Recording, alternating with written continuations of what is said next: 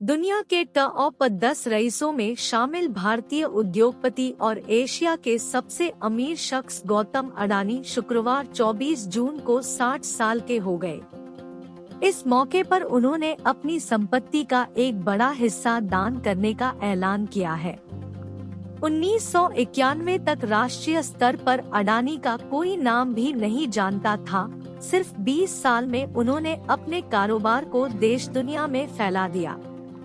अडानी समूह के चेयरमैन ने कहा है कि वह अपनी संपत्ति में से 7.7 अरब डॉलर करीब 60,000 करोड़ रुपए सामाजिक कार्यों के लिए दान करेंगे।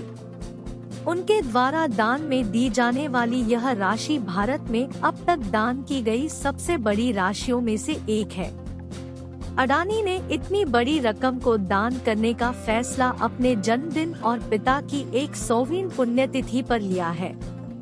उन्होंने एक बयान में कहा कि दान की जाने वाली इस राशि का इस्तेमाल स्वास्थ्य, शिक्षा और कौशल विकास से संबंधित कार्यों में किया जाएगा।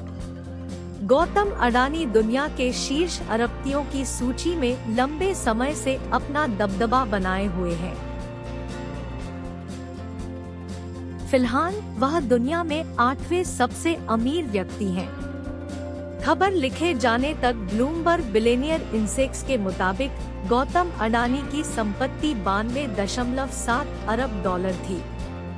देश के सबसे बड़े दानवीरों की बात करें तो इस मामले में पहले पायदान पर विप्रो के चेयरमैन अजीम प्रेमजी का नाम आता है।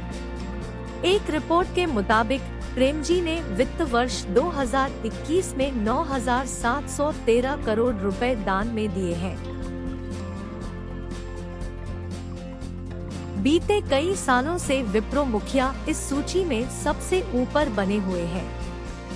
बीते 3 सालों में भारत के बड़े उद्योगपतियों के बारे में बात करें तो अजीम प्रेमजी ने 18,070 करोड़ रुपए, शिव नादर ने 2,884 करोड़ रुपए, मुकेश अंबानी ने 1,437 करोड़ रुपए, कुमार मंगलम बिरला ने 732 करोड़ रुपए और नंदन नीलेनी ने 546 करोड़ रुपए दान में दिए हैं। सामाजिक कार्यों के लिए दान करने वालों में और भी कई बड़े भारतीय उद्योगपति शामिल हैं।